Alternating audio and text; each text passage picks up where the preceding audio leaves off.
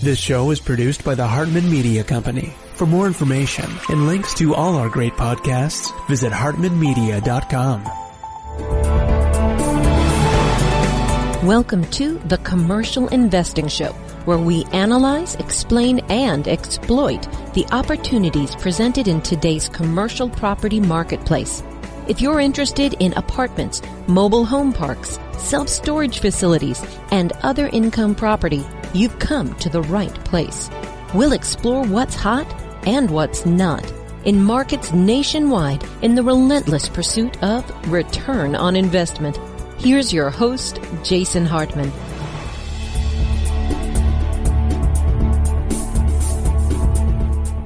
It gives me great pleasure to welcome a guest back from a long time ago, maybe longer than I originally thought, and that is Sean O'Toole, founder of Property Radar, otherwise known in the past as Foreclosure Radar. And I said, Sean, it's been years since you've been on the show. And he said, I think it's actually been about 10 years. I didn't think it was that long. But Sean, either way, welcome back, and a warm welcome from a decade ago, maybe. Wow. We got to get you back more often. Well, thanks for having me. Thanks for having me back. And sorry it's been so long. Yeah. It's good to have you. And you're coming to us from Northern California, right? Yeah. Truckee, Tahoe.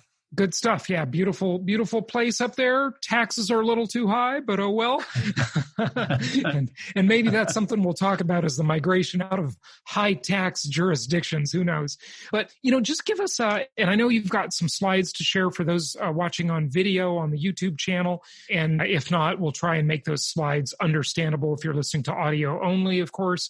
But what is your sense of what's going on? I mean, there is a lot to talk about nowadays. Yeah, boy, wow, there's so much going on all over the place, but we'll stick to real estate. And, on real estate, we've got this, really incredible kind of cycle happening right now that we've not seen before. And it was really funny, right? As COVID was starting to pick up, I got all these calls from my past customers. All of the big boys used us to buy foreclosures back in the day. And I mean, hundreds of thousands of foreclosures. I think it was like, 250,000 foreclosures people used our platform to buy. And they all called me and said, hey, we're putting together a fund. We're putting together a $100 million fund, a $500 million fund. And is your software still up and running? We're going to go buy all these foreclosures. And I said, yeah, we're here for you. We're ready. And I don't know that I'd bother. And we'll see how this all plays out. And I think it's going to take a little while.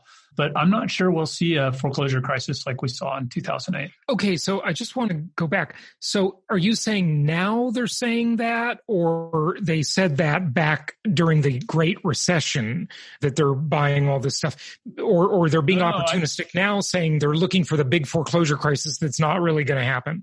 Yeah, so in April, my phone started ringing off the hook from a lot of the players that raised big money last time, saying, hey, we're putting together a fund, we're gearing up, and we used you last time. Are you going to be here for us this time? We know you changed your company name. Are you still doing foreclosures? Right. And I said, oh yeah, we still do all the foreclosure stuff we did back then, and we're ready to go if it happens. But I don't think it's going to. Okay, good. I'm glad you clarified that. And Sean, you know what? I got to say, I agree with you. I think these bottom feeder vultures that are, out there, and listen, I want to be one too. I'm not faulting them. I'm ready to be a vulture at any time, but I just don't think it's going to happen this time around. The financing has been underwritten pretty conservatively. Granted, unemployment is very high for certain segments of the population, but it's really uneven what's going on, which is, it's very sad. But, some people are doing great right now. They're doing better than ever. So I don't know, it's kind of hard to get a sense of it, but why, just in your own words, why do you think there's not going to be a big foreclosure crisis this time around? History, I don't believe that history repeats itself, but I do believe it rhymes. It's not my quote. I can't remember whose it is, but, and I do think we learn something from each of these, crises. Not always the right things, but we do learn some things. And I think there's no question that the banks and the regulators learned that, pre-September 2009, if you were a bank and you had somebody stop making payments, it was your job and the regulators held you to that job to get rid of that bad asset and get it off your books as fast as possible. So going through the foreclosure process, taking that property back, putting it on the market and selling it at whatever price it would sell at the same time that you're stopping lending, right? So there's just no floor. There's no bottom there on that market. And I think universally, the regulators realized by like September of 2009 that was a mistake. And they started shifting those policies to mark to model was the big talk of the day back then, right? Like, okay, banks, you can pretend this thing's worth more than it is worth more today rather than forcing it onto the market. Onto it, you can rent it out even. And, and that was really the beginning of the end of the foreclosure crisis. It just still took quite a while. There was so much in the pipeline. And I don't think we'll get back to that. We won't have that price drops. Price drops require a motivated seller.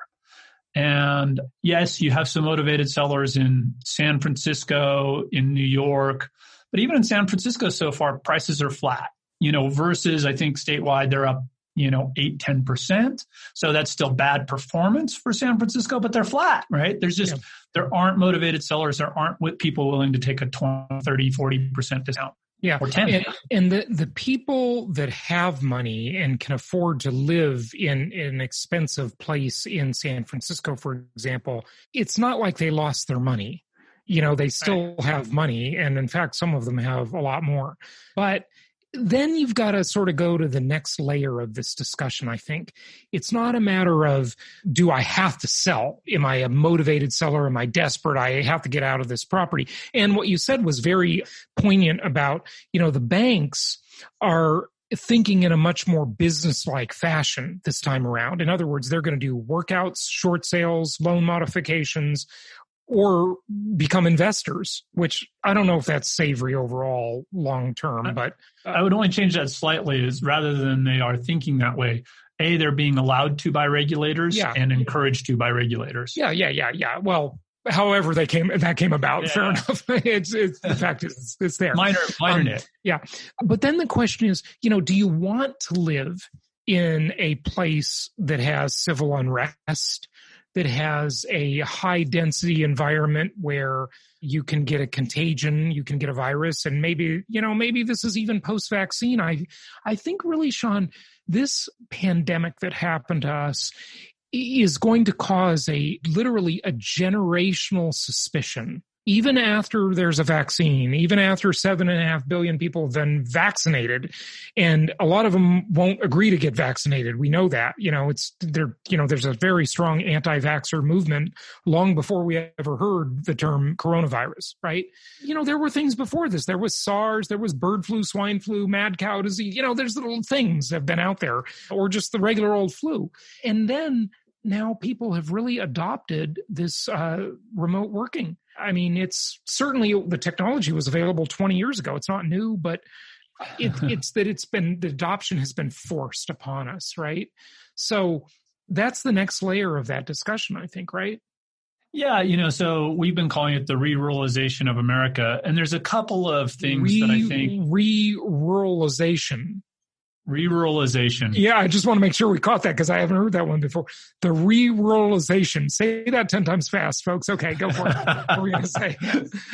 And I actually think there's a couple of things that are maybe coming, together at the same time. And I think there's still some challenges with this concept too. And I think this is maybe a 50-year cycle, not a 5-year cycle. But there's a few things happening. One is, work from home, right? So now I can be somewhere else. Why am I in this place that I don't really like when I'm a mountain biker and I could be someplace that's great for mountain biking and is a small town, right? For 1/3 the price. Also, for 1/3 the price too, for sure, right? But there's a couple of requirements there, right? Like, a lot of people love this little town called Downeyville, but it doesn't have internet. And so the other thing I think that we're going to see is low Earth orbit satellites, like SpaceX is working on. Starlink, yeah. Yeah, exactly. So, that changes that where suddenly you can have gigabit Ethernet in the middle of nowhere, right? So there's that. And then we have, Or just have a 5G tower in the center of town, right? And you kind of solve that problem, right? I don't think so. I don't think 5G gets us there. And the problem with 5G is I'm a huge fan of 5G. I think it's super important. I wish it was a national priority to get a real rollout of what it's truly capable of, because I don't think the carriers will do it on their own.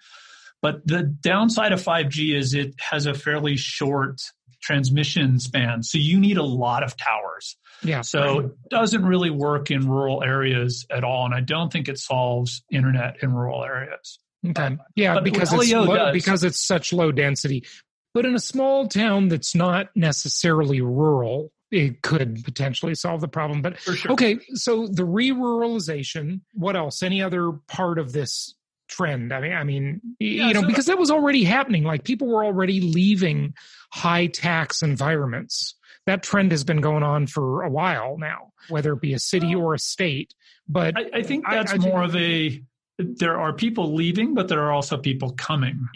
California is growing, right? Like, so this idea people put out that everybody's leaving California. I mean, we'll see what this year's statistics bring, right? And there's definitely, with the wealth tax and some of the other things that are on the plate, all of which never got out of committee, by the way, right? But if some of those things start to go through, at some point that might come true. But right now it's just a talking point. It's not actually happening. There are people that are leaving. There are people that are coming. And largely that's gentrification, right? It's the state of California, for example, is getting stronger. It's now the 5th largest economy in the world. Okay, so who's leaving and who's coming, though? Because a lot of middle and upper middle class people that I personally know, and I'm one of them. I left 9 years ago, so moved to Florida, and I love having no state income tax. I think it's fantastic. It's a lot better than the 13.3% in California, and cost of living in general is so much lower. So, I mean, who's coming and going? I've got a really good friend who's making that decision right now and moving to Austin. And, so I totally get it and respect it. There's a lot of people making a different, they want the beach, they want the mountains, California is a pretty special place. There aren't many other places like it in the country or in the world. Yeah, there's no question it's a beautiful place, and we have the beach, but it's flat as a pancake here. So, yeah. I'm a water guy, so I like Florida, and I like all the water sports and stuff down there. So the highest altitude in the state of Florida is like 340 feet. That's our biggest mountain. It's crazy. Yeah, you've got some charts and graphs, and I'd like to dig into those if we could. If you could share your screen, and let's look at some data here.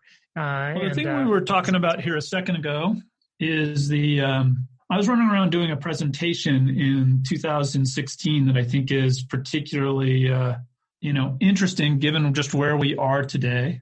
Mm-hmm. And so in 2016, I was basically running around telling folks, look, I actually said, I'm going to stop doing economic updates. And I did in 2016. I stopped doing economic updates because nothing was changing, right? Prices were going up slowly because of a lack of inventory. Sales were flat. Just wasn't much interesting happening. And I basically said 3 things, right? 1, flat is the new black, right? Things are going to be pretty calm, slight price increases, but pretty calm in the real estate markets until we have a black swan. And Black Swan is, from Nassim Taleb's book. I'm a huge fan of his work. He's great. But what's interesting is I was calling this a black swan when it first hit, and Taleb was actually on TV, and I saw an interview where he said, "This is not a black swan; it's a white swan," for whatever it's worth.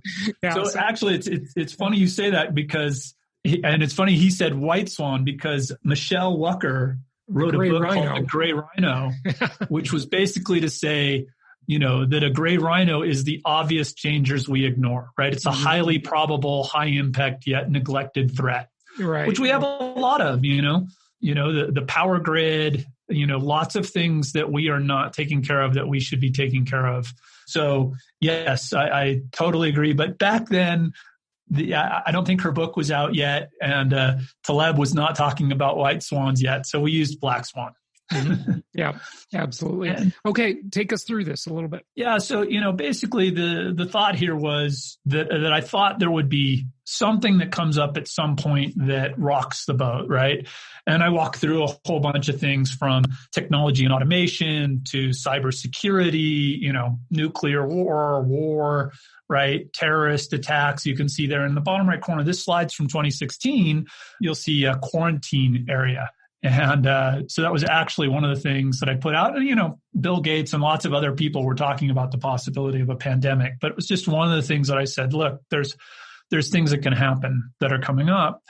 But my point to the folks in real estate at the time was that, it's not going to be the same as 2008, which we just talked about a little bit, because Janet Yellen was the Fed chairman at the time, right? And I argued basically that she had a shrink ray and would use it to turn the black swan into the, I always forget the name of the baby swan. It's a different, completely not anything you'd expect. I don't know that. But yes, the Fed can basically change anything, right? It's magical. You can just create money or ease the money supply or ease the credit supply in some way, and it just changes everything. What a lot of these doom and gloomers that have been predicting the end of the world for decades, and it just never happens, they're just constantly wrong. They sort of act like things happen in a vacuum. Like, okay, well, the economy is going to do this, that, and the other thing, but they forget that there are all these response mechanisms, and seems pretty ridiculous a lot of times. Yeah, well, there are all these response mechanisms. And, and what's interesting is we've been in this boom bust cycle really since, 99, the dot-com, right? I was a tech guy in Silicon Valley and definitely experienced the dot-com bubble. And we rescued that really with Fed policy, low interest rates that blew up a housing bubble, right? And then we rescued that, again, by kind of creating a strong stock market and other things, right? And so we keep having these boom bust cycles. There's winners and losers. You kind of mentioned earlier that it's not evenly distributed. The wealth gap is growing, I think, as a direct result of the way we're dealing with these crises. Oh, definitely. Because all the banksters just keep getting richer every time there's a crisis, and everybody else gets their money inflated away. So you're absolutely right. The people close to the money always benefit, and everybody else gets the scraps. And sometimes those scraps actually make things worse, not better, at least in the long run. Yeah, and no question, right? But when you have these Fed responses, right, that we're just not very good. The concept of let's pump money back into the economy, right? So we're having COVID itself is going to cause a deflation, right?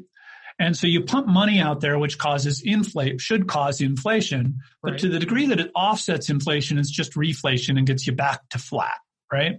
So, that's kind of the goal with these policies, is to get us back to where we were. The problem is we're not very good at handing out that money, as we saw with PPP, as we saw with the unemployment insurance, right? So we put out unemployment insurance, and then people don't want to go back to work, and small businesses can't reopen because people are making more money staying home. Right. Or, PPP, where you get people that don't need it getting it and buying Ferraris, and other people who do need it can't get it because the stars aren't aligned for them. Sure. We're just not very good at distributing the money, and that creates this unequal divide of where it goes.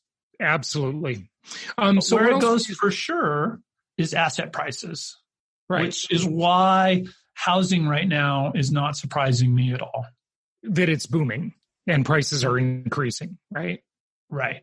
Yeah. Yeah. So where it always goes, that was a really key line that you said. Where it always goes, meaning the inflation always goes, is it goes to asset price inflation versus consumer inflation. Now, We've definitely seen, a decent share of consumer inflation recently with grocery prices at a 50-year high. But if you go with the core rate of inflation, then they're going to exclude food and energy. So, we're not even counting that. But energy has been pretty deflationary lately. So we'll see. But do you think asset prices will continue to soar? I mean, that seems to be the trend right now, but is that going to continue? Yeah, it's funny. It's just everything I watch there. You see you have some art behind you, art, cars. Classic cars. At least, yes, classic cars, single family real estate, like lots of things like that. are all doing very well right now, right? Because basically what you have is you're printing more money, right? The money becomes worth less. And so you want to have tangible things so that you're not losing, the dollar's losing value. So, so this is really predictable. And this is kind of what I was saying back in 2016. We know what's going to happen, right? We're going to have a crisis. The Fed's going to come in. They're going to print, and we're going to see asset price inflation. Now, that's not quite that easy, though, because, right, like, okay, I'm going all in real estate in San Francisco, and then it's a pandemic, right? Or nobody's working from home, and I went all in on office, right? And this is where diversification is still important, because you don't know what that crisis is going to look like. Did they just nuke the coast? Did they, whatever, right? This kind of boom-bust crisis cycle, I think, is our future, as long as we're the world's reserve currency. And I think there'll be another one. Okay, so why does having the dollar being the reserve currency have to do with it? Why does that make us more boom and busty than another economy that's not the reserve currency?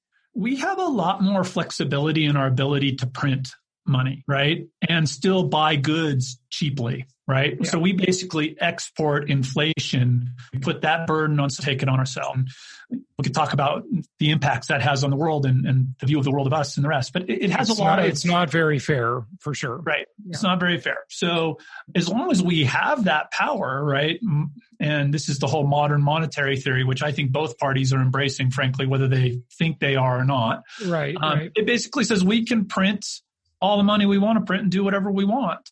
And, that is the cycle I expect to continue to happen until we lose that world's reserve currency status. Now, we're a big enough country. We import a lot of stuff. We're dependent on other folks. We might have to play by rules at that point. Yeah. Well, the MMT thing, modern monetary theory thing, that seems to actually really hold true. And I think modern monetary theory is largely a fantasy, okay? That you can just spend as much as you want and have no consequences ever, right? That's obviously to be fair, MMT actually says there is a consequence, that when you start having high inflation, you pull inflation into control with high taxes. And then that once you get inflation down, you lower taxes, and that you use taxes as the control to control the economy rather than interest rates. Right. So the thing, though, is that the IRS is the biggest taxing agency on earth, and you have to pay the IRS in their currency of choice, which is dollars. And the U.S. it's a huge debtor. Okay, I get it. But it's also a huge lender. Okay. And all of those loans have to be repaid in dollars. And that strengthens the dollar. It puts a floor onto how weak it can get, no matter how much money we create. Which is why we can kind of print like crazy, like we are. Yeah. I know. It's a pretty beautiful concept for the U.S. It's not very fair to everybody else, but the U.S. is obviously in the bully pulpit, for better or worse on that deal. Just other things that I think a lot of people don't realize, like a lot of people think that the trade deficit's a bad thing. But what the trade deficit really is we import goods, we export dollars, but they can't spend those dollars other than to reinvest it in our debt, which drives our interest rates lower. I know. So our running a big trade deficit is part of why we have such low interest rates. Yeah. So, it's all this stuff is like, a lot of people just don't understand how intertwined it is. It's super interconnected. Absolutely. And the other thing the trade deficit shows you is it shows you how much lifestyle benefit Americans are getting at the expense of somebody else. Like, this whole trade war is, I don't know, it's almost funny to look at. I hate how the media characterizes it in the sense that they use it to bash Trump. It's really a trade negotiation. And he is right about some things, but all in all, the U.S. is definitely getting a good deal just because of its lucky position in the world, largely. But, is it even plausible that we would ever lose the reserve currency benefit? I can't see that happening in decades, at least. Well, so this is where, I think we have to be a little careful with how anti-trade and anti-trade deficit we go, right? Because we were such an important trading partner for China for so many places that as we take an anti-trade position or try to even bring stuff back here, we become less important as a reserve currency, and it's easier for other countries to go, forget it. Like there's a lot of those conversations around oil where people are saying, hey, let's trade in something else. So I think we have to be careful what we wish for there, that we are such a big consumer of goods and that we import so much and have such a big trade deficit is part of how we get to maintain a world's reserve currency. China's a lot less dependent on us now than they were 5 years ago, 10 years ago. And at some point that breaks where they go, you know what, we don't care anymore. Yeah. And Russia goes, you know what, we don't care anymore. Yeah, well, that's the theory that Peter Schiff has been espousing for almost 20 years, I think, this decoupling idea, which has been gloriously wrong, so far. And yes, China China... It'll be until it isn't, right? Fair enough. I totally hear you. China is creating its own middle class, but it's been a long slog, even though they've done it faster than anybody. It's still, they got a long way to go to get to where... a lot of problems, a lot of issues. And the thing that's going to hit China at the time when they're just maybe hitting that power curve of creating their own consumer class is their demographic problem that is coming with a vengeance because of the one-child policy. So, what they are doing and that what we should be doing, right, is they're investing in infrastructure. They're investing in a lot of things, to the point where you have ghost cities that they're building ahead of any need for. But which, you can debate the validity of that, right, for sure. But there's still a major investment going on, and we've gotten soft. We're not investing. We're not rebuilding our infrastructure. We're turning off power in California because the power grid can no longer support the power needs of the densest, state in the union. Oh, it's truly depressing in a lot of ways, Sean, because you look at I remember last time I was in San Francisco last year, and I've been there a million times, but I went to look at the Golden Gate Bridge with my girlfriend, right?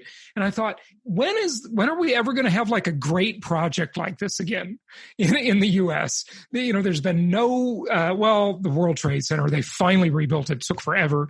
And I don't know if it's that incredible. Frankly, it's not the tallest building in the world. It doesn't hold any records that I can think of. We haven't been to the moon again. I mean, my little town's a famous railroad town, and you can walk some of the railroad tracks around here, and you look at what they did at the time they did it, and it is truly unbelievable. Impressive. Yeah. And we're not doing anything like that anymore. It's just, it's crazy. But hey, let's circle back to get more granular before we wrap it up, if we could, and talk about, your company is Property Radar. So talk to us about some of the stuff that you guys are researching and, maybe any surprising things that people should know about real estate investing and markets. I mean, we've alluded to that. We talked about people leaving or not leaving certain jurisdictions. But tell us what you're working on. Wow, so much there. So a couple things. We started off in the foreclosure space, and we still have, I think the best foreclosure service out there. And, but we expanded in 2013 to cover all properties, not just those in foreclosures. And originally we're really used as like a property information due diligence service. Most of our customers use this today on the real estate investing side to find properties to buy, off-market properties. And realtors look for off-market properties as well. And then we have like solar and folks like that use us to find property owners to market to. So that's really, we've kind of went from marketing information to property information to marketing audience creation. And, but we still do dive in and do, some analytics. We tend to do it at a lower level now. So for example, there's a Senate bill in California that's changing some of the foreclosure laws. And, they base this on the idea that there was a lot of vacant homes as a result of foreclosure. But they used a study from the St. Louis Fed, I think, that was, I'm not going to remember, but basically there's a different place on the East Coast where there was such a glut of homes, they ultimately had to bulldoze homes because there just wasn't people to buy them. And they're using that logic in California to say, we need to change the foreclosure rules or we're going to have a bunch of vacant homes. And it was never a problem here. And we'll dive in and get that data and say, okay, look, on average, homes that were purchased by investors were flipped in 154 days.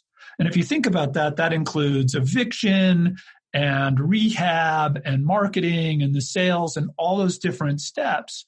It took banks 278 days. So we'll dive into things like that. Or right now we're doing a lot of looking at the iBuyers, right? Opendoor is going public. And so we're looking at what their activity is. How long does it take a deal?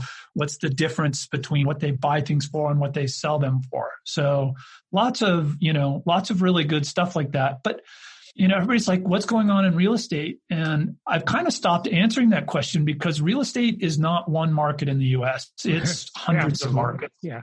Well, it's about 400 MSAs almost, right? Metropolitan Statistical Areas. I think 392 or something like that, if I remember correctly. And it's over 3,000, and it's over 3,000 counties.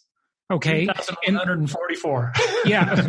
See, there he goes, folks. Show off. But even that isn't granular enough with 3,144 or whatever you said, counties. A county is way too big. I mean, you got to go, even a city's way too big, even a neighbor. I mean, even a zip code's way too big, right? Right. I don't know how many zip codes there are. Real estate's local. For sure. It's hyper local, right? So now answer the question when it's hyper local. Okay. What next? Oh. What next? And I do think, so what's next for us is we are going national, right? So our company's been in 5 states. We're going to be in all 50 states. And, we've been loading all that data for the last 2 years. Super excited about it. Over 1 billion transaction documents, et cetera. So for the first time, we'll be able to start really doing that comparison, not just in the 5 states, Arizona, Nevada, Washington, Oregon, and California, but for the whole nation. And we're just diving into that now. Mm-hmm. Good stuff. So maybe we'll close with this, Sean, but iBuyers, I'm wondering how significant their impact will be on the marketplace. And, a lot of these companies, I mean, Zillow's doing it, Opendoor, there are others, of course, but these iBuyers that'll buy properties sight unseen, they'll give people instant offers. In some ways, this is really interesting because it makes the real estate market a lot more frictionless. And that's a market that's always had a pretty high degree of friction. You got to get your house ready for the market. You got to deal with showings, hire a realtor, deal with negotiation and escrow length, and the deal falls through and you got to go do it again. And then you got to buy a house and you're displaced and maybe you make a contingent offer. Like, that's complicated. And when I was in the resale business for many years before doing the investor side of the business, I mean, that's a lot of juggling, right? No question. And all that juggling has created a huge opportunity for us on the investor side to come in and solve that problem for folks, right? Mm-hmm. And, I guess Opendoor is just doing that at a larger scale, right? And on much lower margins, potentially. Certainly they're doing it on much lower margins so far, right? They're, some of these things they're selling for less than they bought them for. I wanted to get there. So go ahead. Yeah. So, as we dive in and we look at that, there's definitely, and you see different results. So we talk a lot about iBuyers in 2019, 60,000 homes, $8.7 billion, 0.5%, 1/2 of 1% market share, right? So still really very small impact, right? Yeah. It's a very small impact. Unless you live in Phoenix, then I think it's like 5%, somewhere in there, right? Yeah. We talk about Wall Street domination trying to come in and take over all this stuff. And here's their pitch, right? This is an actual letter that one of our clients got for their home with, estimated offer range. So you said, they make an offer sight unseen. That was kind of the pitch, but that's not what's actually happening. On the ground, it's kind of, you get this kind of range estimate, and they ask you to upload photos and other things, and then maybe they'll fine tune it, but you don't really get your final deal until they've inspected the property. Uh-huh. So I just did it myself with Zillow for my home because, I'm thinking about moving. So I thought their offer sucked. I mean, it was not impressive. So I told them, I said, your offer's terrible. Don't waste my time. But what I was getting at is you were talking about how maybe it was Opendoor specifically or just iBuyers in general, how they're selling the properties for less than they buy them for. And this is the dysfunction of all these overfunded tech companies, right? They do all these dysfunctional market distorting things. Like they'll do deals that don't make sense just to make the machine go. It's like a really irrational proof of concept. You know, you're in tech, so you know the tech market is dysfunctional. I mean, I think it is. Right. So we looked at 371 deals from Open Door, and their average, and profit's tough here because, we have to take a guess at how much they spent fixing up the house, right? Yeah. So if they spent more than we think, then it was worse, right? Like, so their average deal though is maybe $7,500 of profit on the deal itself. Now they may make money elsewhere in the transaction with like referring mortgage or title or other things like that. But, very little in the deal itself. That was Sacramento. So here's just an example. What's the upshot of that deal though, that study you did? Did they lose money on the deals, you think, or did they break even or make money? Certainly with the cost of operating Open Door, they are losing a lot of money, right? Okay. Is there a business making $7,500 a house with the average price of $380,000? I think that's a tough business model, period, especially with market risk. Like, that can happen and markets go down in value and the rest. $7,500 is not much margin at all. So yeah, it's certainly not profitable in and of itself. Can they add on enough extra services? Just kind of the pitch, right? Like, we'll make them the mortgage and we'll get the fees on that. And we'll do the title insurance. We'll get the fees on that. We'll do all these other ancillary things. And maybe we get a percentage of the inspections or, whatever, that the whole thing in total starts to make sense. It's possible, right? Like our big foreclosure investors back in the 2009-13 days, right? Some of the biggest ones started to do that vertical integration where they had their own real estate offices, even their own HVAC companies and repair companies. And that allowed them to work on slimmer margins on the actual deal itself. But, it's a tough business. And it's a crazy valuation. So, here's an example of a house, right? Like they're repainting the existing cabinets. They're putting in really cheap flooring. This one actually got granite. We see some others where they don't even do that.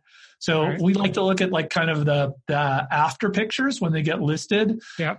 Very little repairs. It feels like, I don't know if you remember the REO rehab companies. It's more like those companies coming in versus the local investors do a much better job rehabbing properties and bringing those values up and increasing the values in neighborhoods. So yeah, I agree. This one they purchased for $533 and it's listed for $532 in July. And I think it's sold for that.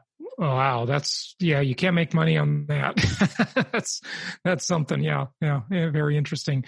All right. Well, good stuff. Sean, wrap it up for us. And thank you for being on again. It was great to have you after all these years. Have you back. Thanks for having me. Yeah. So the website is propertyradar.com. Definitely please come check us out at propertyradar.com. And you can reach me on, LinkedIn, Facebook, Sean at propertyradar.com. It's that simple. And we'd love to hear from you and companies on all of those as well. Sean O'Toole, thanks for joining us.